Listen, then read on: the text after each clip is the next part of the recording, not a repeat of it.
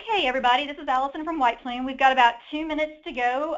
So once again, I'll do a little bit of housekeeping in case anybody has just joined. My name is Allison Singer. I am with White Plume Technologies. I'm one of the forms representatives here that you guys may have worked with before. You may have also worked with Catherine Lowry. She's also on the call today. We are going to be going through how do ICD-10 forms look in the new world and what are some specific things that might be of concern to ortho practices.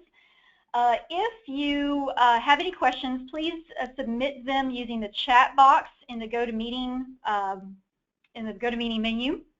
Catherine will answer those as I continue along with the webinar. We will have all participants muted, so you won't have a chance to ask us questions one-to-one on our call today unless you use that chat feature.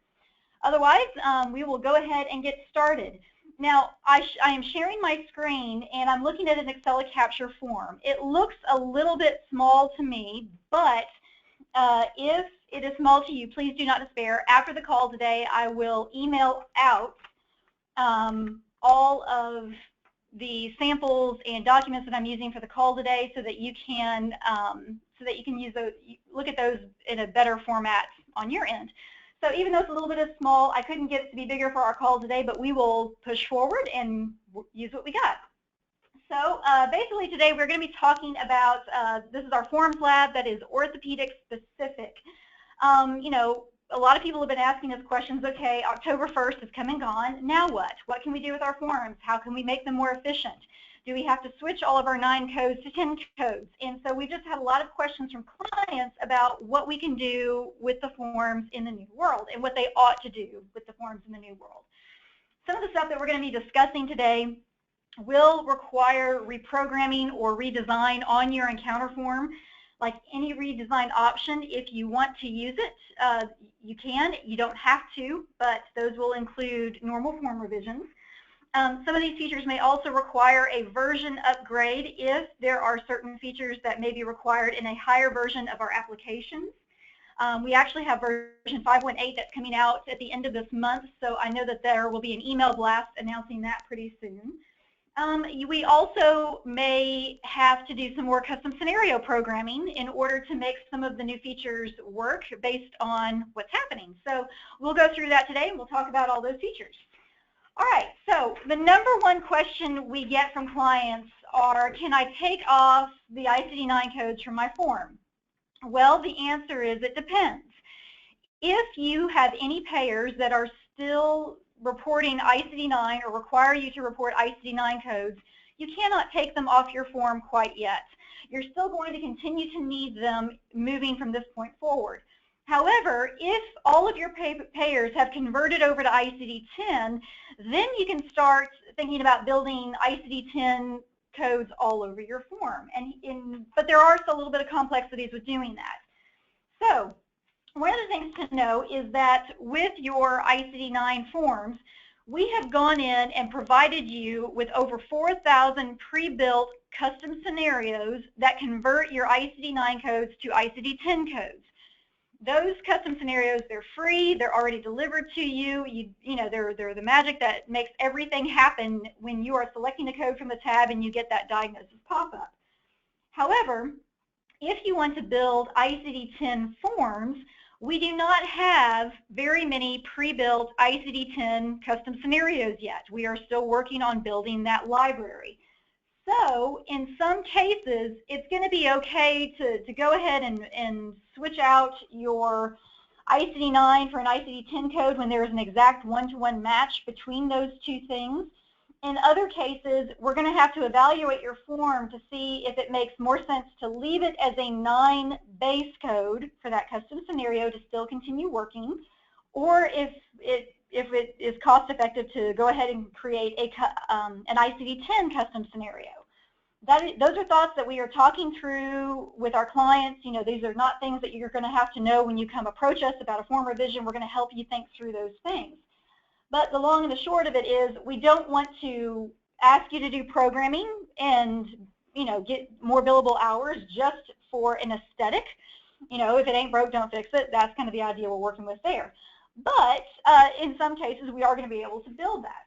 So hearing that answer, you may think, okay, well, am I now just stuck with ICD-9 forms? Do I have to keep using those, or do I have to pay a big whopping bill in order to create a 10 form? Absolutely not. You are not stuck with ICD-9 forms. But we anticipate that most forms moving forward are going to be something of a hybrid of ICD-9 and ICD-10 codes. So right now I've clicked on the Diagnosis Spine tab, and if you look at the list, whenever there is an exact one-to-one match with the code, I went ahead and changed the 9 code to a 10 code. For example, N54.2, if you select that code and you report that to your payer, that's a full, complete ICD-10 code, and it goes and can be paid just like it is. However, if you are dealing with cervical radiculopathy, that has a one-to-many translation in ICD-10, so you still want to get that pop-up that gives you all those different options that you may need when making a code selection. So that is one thing to consider when you are looking at your forms. We can do an evaluation and figure out which ones are exact one-to-one matches and which ones are one-to-many and still need that ICD-9 base. Now, one other thing that you need to think about is if I have these ICD-9 codes, my original default is going to be more like column 2 here, where you can see that the code width is not very wide.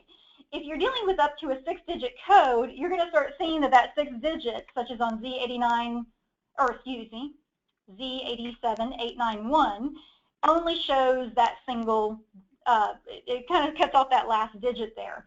So going back to column 1, we are expanding those code columns when we have a mixed ICD-9, ICD-10 environment to make sure that we can get all 7 digits, if there are 7 digits, displayed in the column. So that's one of the formatting things you may have to look at as you move to a 9 to 10 form or a mixed environment. So another thing that can happen with hybrid forms in a formatting standpoint is that you could decide that you don't want to display the code column. A lot of doctors have the mindset that if they see an ICD-9 code, it's the old world, they don't want to be in that old world anymore. It's come, it's gone, they only want to see ICD-10 codes. Well, the most cost-effective thing to do is to simply turn off the code column. Now, that isn't necessarily a very comfortable idea for many people, because turning off that code column could mean that the doctors lose that kind of security blanket of seeing the code as it's selected. Here's the thing, in ICD-10, diagnosis codes are not easy to memorize. They're not intuitive. You've got that mix of letters, that mix of numbers, a mix of digits. They're just a lot harder. So in the ICD-9 world, everybody may have known 789.00 was abdominal pain. Well, 789.00 is fairly easy to memorize, but if you're dealing with something that has a letter and a number, then another letter and another number, that gets a lot harder. So what we're seeing with many people is that doctors are more dependent on the descriptions of the codes to make a code selection. So if your doctors are saying, I'm irritated because I still see ICD-9, then just turn the code column off.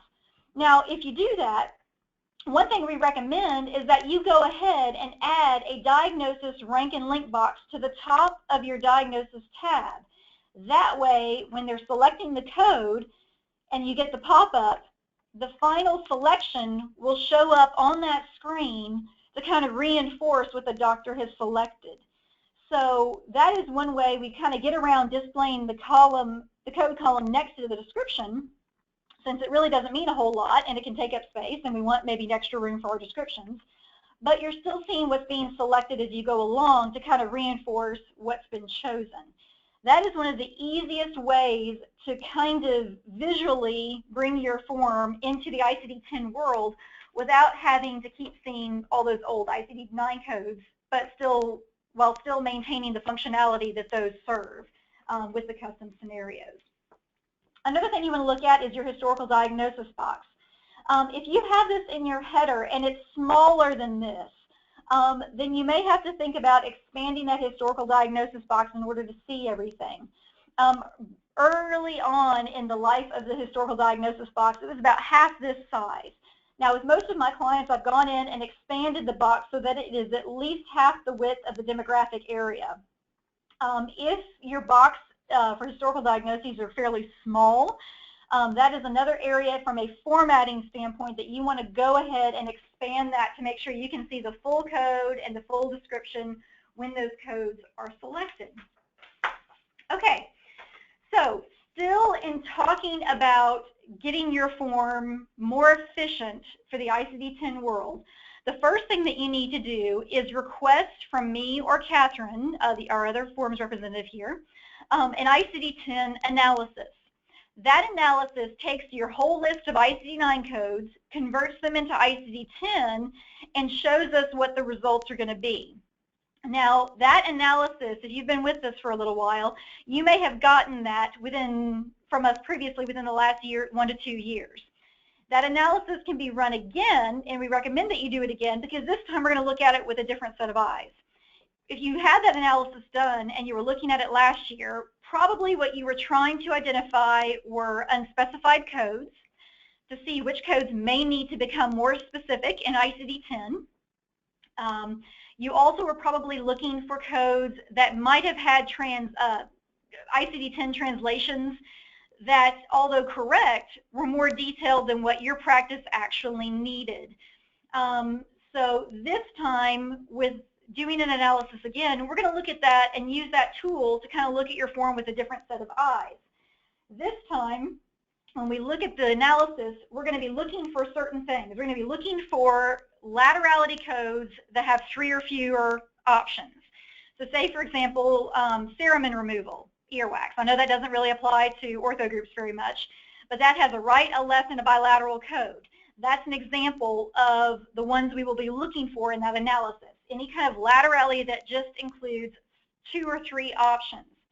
The second thing we're going to look for are episode of care codes that have only 3 options. So episode of care deals with injuries that have your initial stage, your subsequent, your sequela. Now, some of those injuries may be more inclusive. They may have initial closed. They may have delayed healing, non-healing.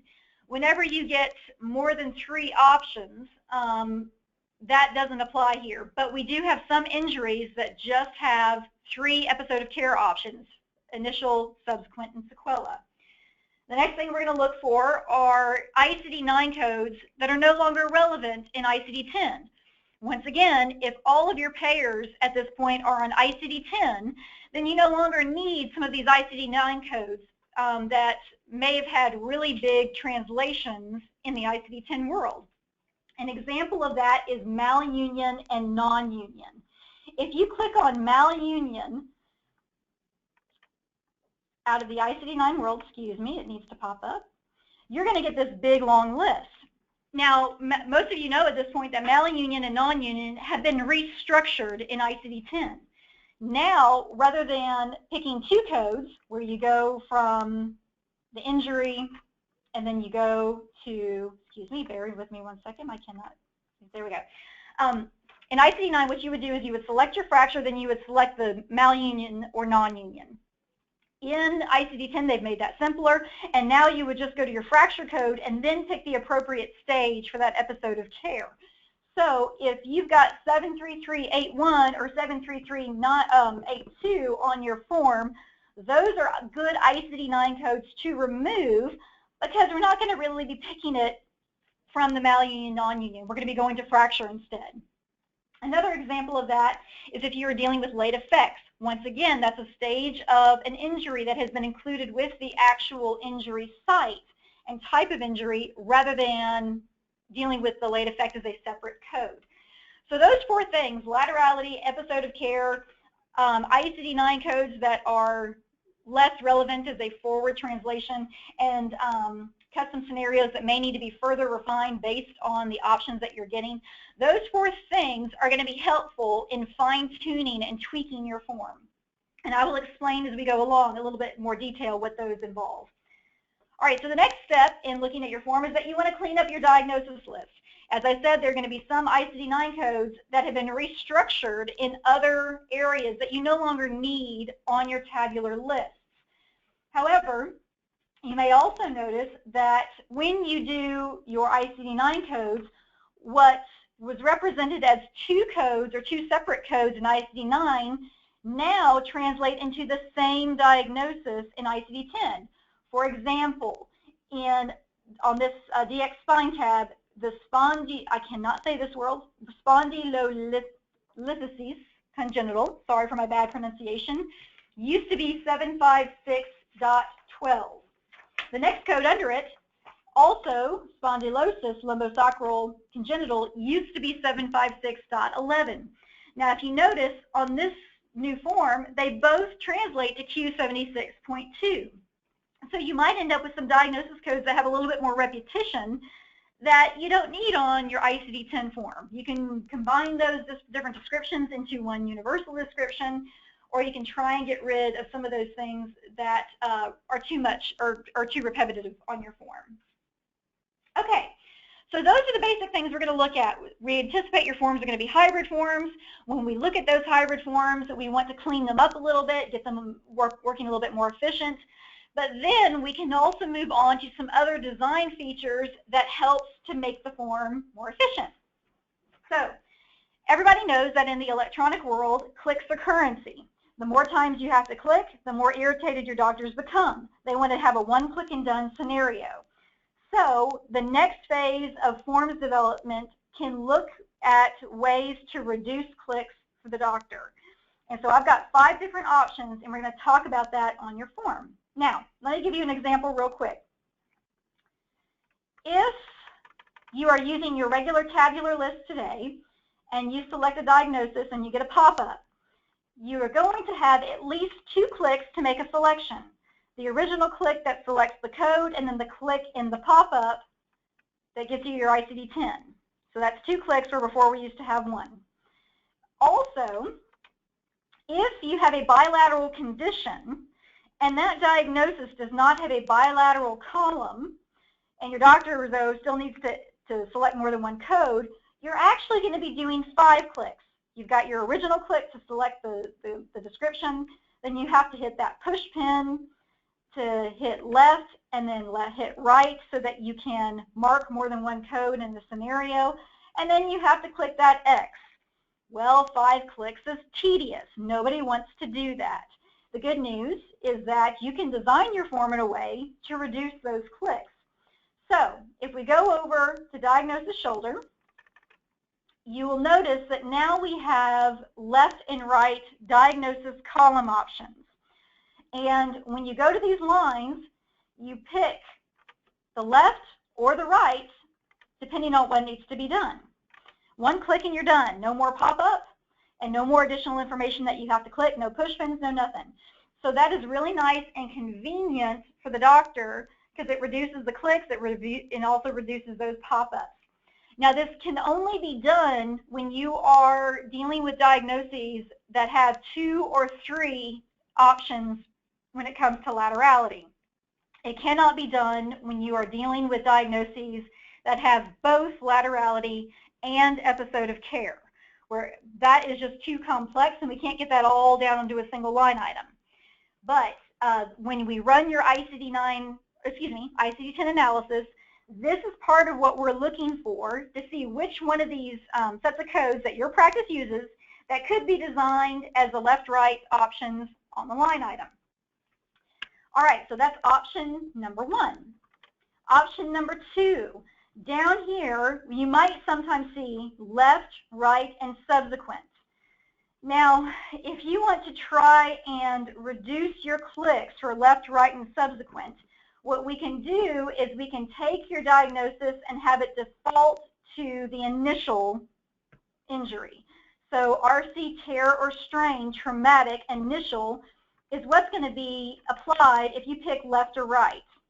However, if you use subsequent or sequela more rarely, then you could have a 3rd column that'll give you that pop-up, but it's only going to be needed when you want to do subsequent or sequela. So excuse me, I actually need to choose a different one here for you really quick. Is that my, yes. Okay, so here, when you have 840.0 was the original 9 code, and this is the pop-up that is associated with it in the custom scenarios. Remember, our left and our right option on the line item always attaches to the initial condition. So the only time when you're clicking subsequent is when you want to see subsequent or sequela. So in the custom scenario, I did 2 things. Well, I took out the initial from the drop-down, because the only time they should be going to this button is when you're dealing with subsequent or sequela. And then you just pick the appropriate code and you move on. So the idea behind that is you're still reducing clicks if you're dealing just with the initial or active and treating condition. Okay, that is option number 2. Option number 3, oops, I did not mean to click that. Option number 3 is, not that one, this one. Okay, there are many diagnosis codes in the book that have bilateral as an option, meaning you select the code, for example, with unilateral primary, that's not what I meant to click. When you have other bilateral secondary osteoarthritis of hip, the bilateral indicator is included in the definition of the actual code itself. But we do have a lot of codes that don't have rights or lefts, or excuse me, that do not have the bilateral defined in the ICD-10 manual. Now, from an encounter standpoint, you may still be dealing with a patient who has the same conditioning happen on both sides of their body, but for whatever reason they determined that you didn't need a bilateral code, but the doctor may need it from a marking standpoint. If that's the case, you can do that a couple of different ways. If you have your left or your right, you can mark both individually. But once again, we're trying to reduce clicks. We actually can create a custom scenario that selects 2 codes at once when you click the bilateral option. So let me show that one more time. If you have a bilateral code that is not defined in the book, we can create a custom scenario where a single click brings in 2 codes. You can see up here you've got M1A.0520, and then you've also got M1A.0510. So right hip and left hip idiopathic gout. So that's another feature that we can design to help you to reduce clicks. All right. The next thing you want to look at, we had also mentioned is episode of care that has only 3 options. Those work just like the left-right bilaterals, where we can design in the columns initial or subsequent or sequela. You're not getting a pop-up, you're not getting a drop-down menu, and that is because for these particular diagnoses, those are the only 3 options you have. You don't have any of those other drop-downs that you need, so we're always going to try and err on the side of efficiency. And now, if you request it, we can design on your ticket when it's possible to design this to do the initial, subsequent, sequela as a column option rather than as a drop-down. Okay, so other areas where we can look at making the form more efficient.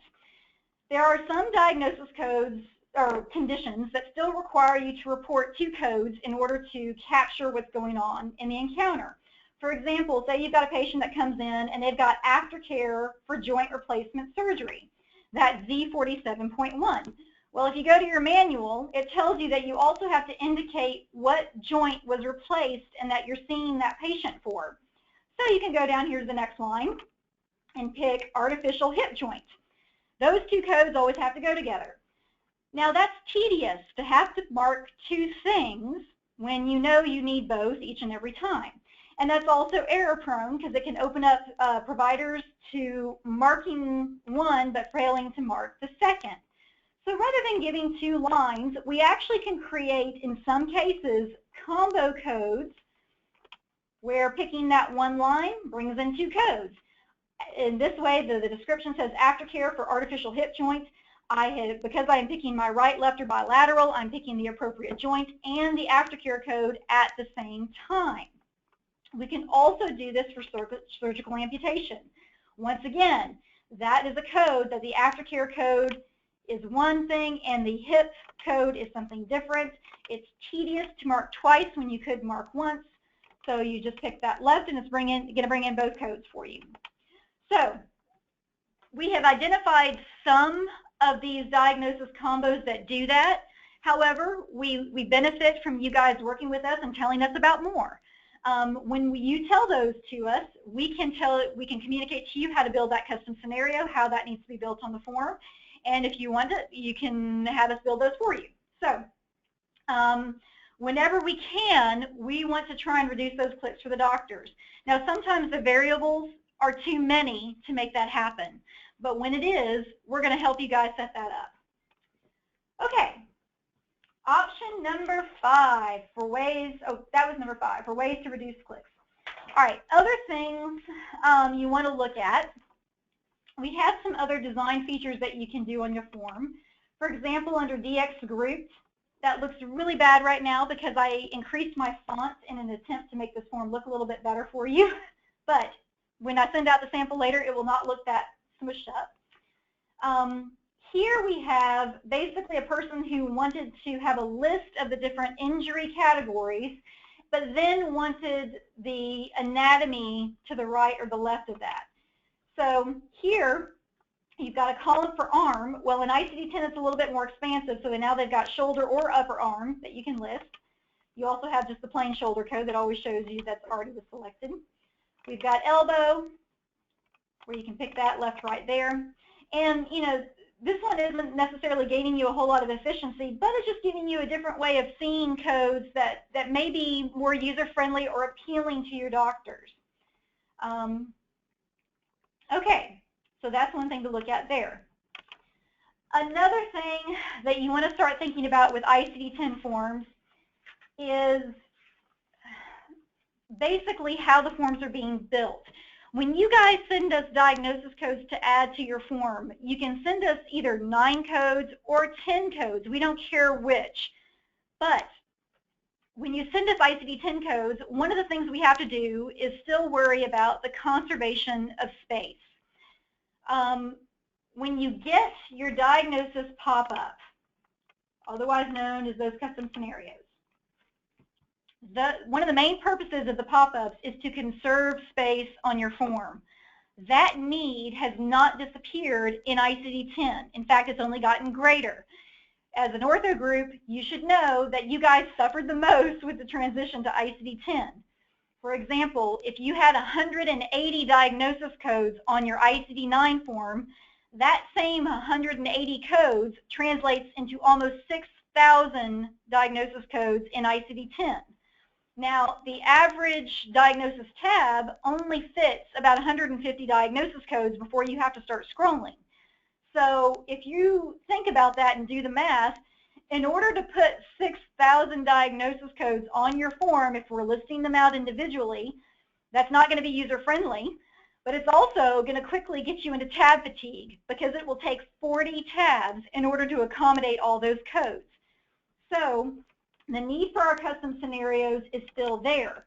So when you come to me or you come to Catherine and say, Allison, I need to add these 20 diagnosis codes, how do I need to send them to you? You can send them to us as either 9 or 10 codes. If you send them to us as 9 codes, we can put them on your form. If you don't want to see the 9 code, we can hide that column. And we're still going to have those custom scenario pop-ups that are already pre-delivered to you with your AccelaCAPTURE application. If you send us 10 codes, however, we're going to look at those and we're going to see, all right, is this one code a standalone code where I can just slap it on the form and I'm done, like E6601? Or is it a diagnosis code that has a lot more options? And am I going to have to create a custom scenario in order for that to read correctly?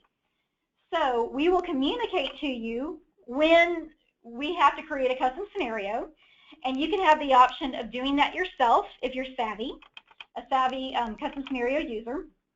Or if you want us to do that programming for you, we are happy to do that, and that will be counted as part of your normal revision charge. So in saying that, when you give us the 10 codes, we're always going to have to do a little bit of an evaluation, a little bit of measuring of whether that can those codes can go on there by themselves or whether they need more work. So there are times when thinking about your diagnosis additions, you're going to think about them differently depending on where you're starting from. If you're starting from a 9 base code, there's really not that much work you have to do because we've got those pre-built custom scenarios for you based on the 9 code. But if you are thinking about them from a 10 standpoint, your options are going to be different. And here's the reason why. When you're dealing with ICD-9 and it's a one-to-many match, often it forward maps into more information than you may have originally considered. For example, in ICD-9, when you are dealing with dislocation of the hip open, that now translates into open wound injuries. That deals with lacerations, punctions, open bites, other unspecified open wounds, and an unspecified dislocation of the hip. Well, that may have been fine October 1st to get you through the transition, but your doctor who's been living with this for a few months now may say, why in the world am I getting dislocation with open wounds? That doesn't make any sense to me. So if you go and look it up in the book and you go to dislocations, you're actually going to get a different set of options. Under dislocations, no longer are they defined as open or closed. Now you're going to be dealing with the site of where the dislocation has occurred: posterior, obturator, other anterior, central dislocation, or unspecified. So if your doctor, if you notice in the box here at the very top, S73.0, that is the custom scenario and the base code for this particular line item, dislocation of the hip. And that is going to give you the options for that injury, and that also includes initial, subsequent, and sequela. All right. You don't have open wound there. You don't have open dislocation there. So if you're the doctor and you're trying to make a code selection and you see, all right, it's a dislocation, but it doesn't have open, then you're probably going to go naturally to the dislocation unspecified option, because that's what makes most sense there. Why is my thing funny? All right. The next thing is dislocations have been expanded. They now also include subluxations. Subluxations did not exist in the ICD-9 world, but they do in the 10 world. Now, on the original scenario, if you're coming out of ICD-9, that was code 835.00. Now, in that pop-up, you see central subluxation, central dislocation, unspecified subluxation, and unspecified dislocation. Now, you can see there's a difference in those options. And the difference is how you're approaching the code. If you're starting with that ICD-9 base, these are valid options, and those are that's what's been made available through the GEMS mapping. But if you're going to your ICD-10 book, how you're going to think about compiling those codes is going to be slightly different. And you may want something that is a little bit more relevant to, or a little bit more specified or drilled down, depending on what you're doing with the doctors. So even though previous to this we were looking at all the ways to survive ICD-10 transition, we are now have survived, and we're in that phase of how can we make this really be an efficient, effective tool for my practice. Another example of this is the open wound of hip. As I said before, dislocation of hip open gave you that list of codes, but now you may decide, well, that's not exactly how I want to see it, so I'd rather pull that out and make a separate line for open wound, because that's more likely where my doctor's going to go to select something. All right, so those are just a few of the ideas and things to consider, that how you build your form, depending on what you give to us, may affect what goes on the tab itself. So let me also say this. If you send me a list of ICD-9 codes to add to your form, I'm going to add ICD-9 codes to your form unless you tell me otherwise. If you send me a list of ICD-10 codes to your form, I'm going to add those to your form unless you tell me otherwise. And if there is more setup or programming that has to happen in order to make those codes work, we will take care of that as we are working through the revision with you. Okay, other things to think about with your forms. When you are dealing with fractures, that is another instance of a situation where you may need to rethink how you did fractures in the ICD-9 world versus how you do them in the 10 world. We have already talked about one thing that is different. We don't need to have those malunion late effect codes on the form anymore, because those are now consolidated within the actual conditions of the injury itself. You may also, though, want to look at ways to make the custom scenarios cleaner and more efficient. For example, if you are looking at the 823.00 for tibia fracture upper end closed, that's going to give you this pop-up where you have displaced fractures, non-displaced fractures, Salter-Harris, physial fractures, things like that, and then you're going to have all your episodic errors that go with it. Now that's fine, but we actually can do a little bit better if you so desire. I will say this, you don't have to do this, but if your doctors are saying, I want something that looks a little bit better, this is an option that we can pursue. So here I've created a new code, S82.1C, which is the tibia fracture upper end closed in ICD-10. And I've just restructured that a little bit. One thing, in 517, we've added a few tools to the custom scenario editor that makes it easier to edit the custom scenarios. So you could actually add a blank line in between sections to kind of make them look a little bit cleaner. So now I've got displaced and non-displaced separated from each other, and I've got other and unspecified at the very tail end. So that's one way to visually make those custom scenarios a little bit better. In 517, you can open up that custom scenario, and you can insert a line and rearrange it to try and make those look a little bit better. You can also reorganize how the open fractures work. Now, open fractures are more detailed because now you're dealing with type 1 or 2, type 3, A, B, or C. You still have your displaced, non-displaced, and all that stuff. So you can see that that screen is very, very busy. Now, you can do just like what I did with the closed fracture and insert a line between the sections, which looks like this. So you've got a line that's in between each of those. And if you notice the drop-down menu, I've now grouped all of my type 1s and type 2s together, and I've grouped all of my type 3s at the bottom. That's just easier to read. And so that's one of the options you can look at doing as well, with rearranging those a little bit. Now, what I think is even better is if you create a unique line on your form, one that has open fracture type 1 or 2, and one that has open fracture type 3. When you open that up, the only drop-down options you get are the ones that are relevant to that type of fracture.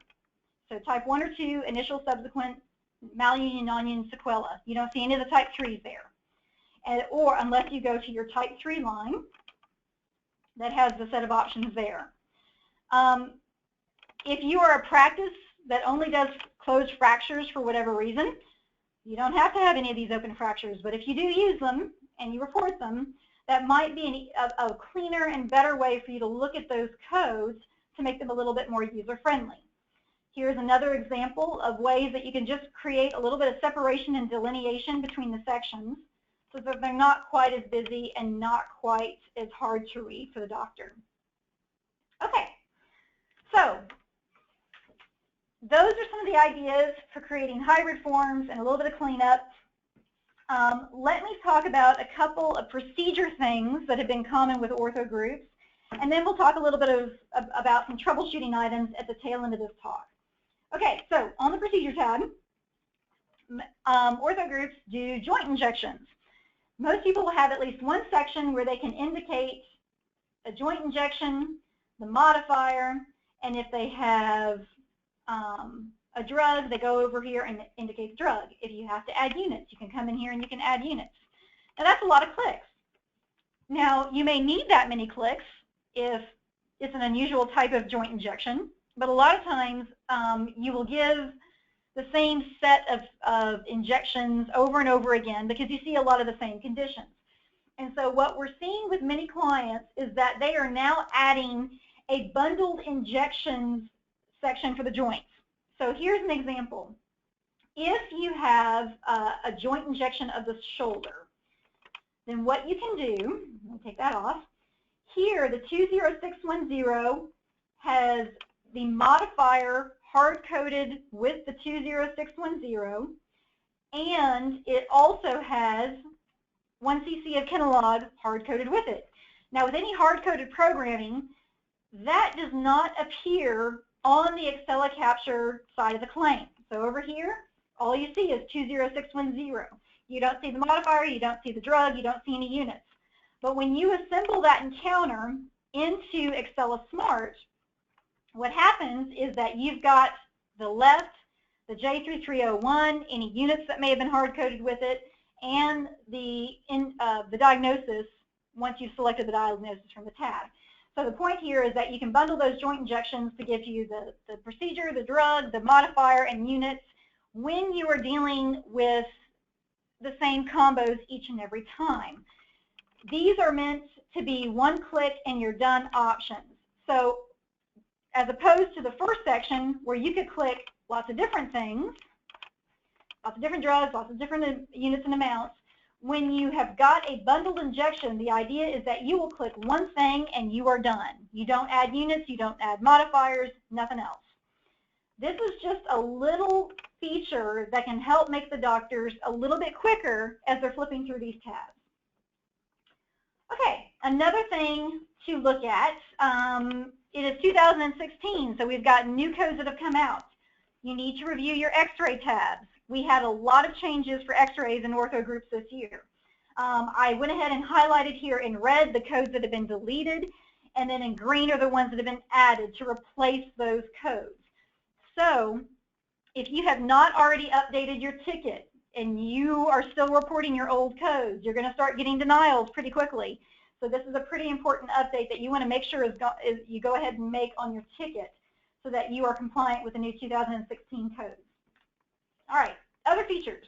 On the FX Care tab, here we've got a list of your foot and ankle fractures, and then I've got a column of ICD-10 codes to the right of it.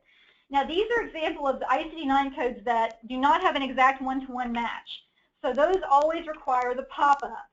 But what is nice about putting that small single column of diagnosis codes next to your injury is that will make it more convenient for the doctor where they can set those commonly used codes right next to the procedures rather than having to flip over to a separate tab when you tend to use the same diagnoses with those same procedures on a frequent basis. All right, so those are just some of the design features that you can look at for those things. So let's talk about some troubleshooting in our last few minutes. One of the problems that a lot of people reported is that sometimes there is an exact one-to-one match with a diagnosis code, but it gives them a pop-up. It's like, if there's only one code option, why am I getting a pop-up? That's irritating. Well, the reason why that happens is because the definition in 9 is slightly different than the definition in 10. Therefore, it is only an approximate translation of the two codes. Now, the reason we give you the pop-up is because we don't want to make that decision for you if it's not exactly what the doctors want. However, it can be very irritating to get that pop-up message each and every time. So we have added a checkbox feature in ePass configuration. Under code configuration, if you check the box that says do not require selection for one-to-one GEMS approximations, if you check that, then those one-to-one pop-ups are going to go away. So that is one thing that you can choose to make that a little bit more simple. Now, if you also have doctors that are seeing their pop-ups where the first column always displays left and the second column always displays right, and they do not like that, you can also check the box here, and it will swap those columns around for you. One thing to keep in mind, anytime you choose one of these check boxes, you have to exit Capture and reopen in order for those changes to take effect. The same is true if you make custom scenario changes. Those are things that once you do it, you have to do a hard close on Capture in order to make sure that those changes happen. All right, other troubleshooting issues. Sometimes Capture may have a code that it says, hey, I don't recognize this code. And I had one of these earlier, and it was on my Z87891. This happens for two reasons. Well, three. One, you could have an invalid code. If you had an extra digit or a drop zero or a missing decimal or a blank space somewhere in the master code file, that could cause the ICD translation to fail. It can also happen if somebody got adventurous and changed the code in the master file, and they changed it from an ICD-9 code to an ICD-10 code. From a forms design standpoint, when I design your form, I have to indicate whether it's a 9 or 10 code in order for those features to function correctly. If you change them on your own, then you may be missing a piece that you need. So the first thing you always want to do is make sure that you've got a valid code. If you know it's valid and you're getting that pop-up, you can call me or Catherine and say, hey, tell me why this isn't coming up right. And we can check our file to see if we've done something wrong, if we built it for you. Or you actually can go in and create a custom scenario that will read off of 787.891, and it will bypass that issue. All right, other things, troubleshooting items. We've already talked about one of these. If your doctors need to select more than one code, when they get the pop-up and it immediately goes away, the only way to select that additional code is to hit that push pin and select left and right, or whatever your second code is, and then hit the X in order for that to close. That push pin will keep the box open so that you can mark additional codes. All right, other things that you may notice. When you do your forms revisions with me or Catherine, and we send you a draft of the form to review, all of these pop-ups will not appear in the viewer.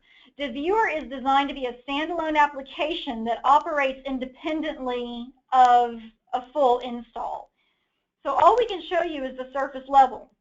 And if we've done custom scenario work for you, you're actually going to have to do kind of a two-part review. You're going to have to review what we show you in the viewer, and you're also going to have to look at those codes in the custom scenario editor in order to see that you've got everything that you need. So if you don't know how to do that, if you go into ePass Support Maintenance, and let me type in my password here, and you go up to Tools, and you have your Custom Scenario Editor, as soon as it opens up, because it likes to think for a minute, you're going to have a preview button at the bottom of the screen. And that's going to show you what the pop-up will look like in AccelaCAPTURE. This is also the place where you build and edit codes, but I want to give you a very big word of warning. This is, whatever you do in the custom scenario editor applies to all AccelaCAPTURE users, regardless of specialty, but if they have the same code on their forms, they're going to see the same changes. So if you delete something, that may make people mad if it's all of a sudden not going to work. If you edit something that one doctor wanted it edited it a certain way, but another doctor wants it the old way, that is something you also have to take into consideration, because this is a universal tool. But as I said, if we're doing custom scenario work for you and you need to review it, we're going to install that on your system. We're going to tell you to go out to the editor, and we're going to tell you to check the preview button for that code so you can see what's coming in. All right. So guys, that is the end of our time today. This is kind of just an introduction, a brief overview of some of the tools and features that we have started in ICD-10. This is an evolving process, and we learn from you just as much as you learn from us. We appreciate your business and for you to continue to work with us. We love our customers. If you have any follow-up questions, feel free to email me or Catherine, and we will be happy to help you. Thank you very much for attending today, and after the end of this call, I will email out the notes and the sample form to all of our attendees so that you can take these and use them to review in case you want to evaluate those for future changes. I hope everybody has a great day. Bye-bye.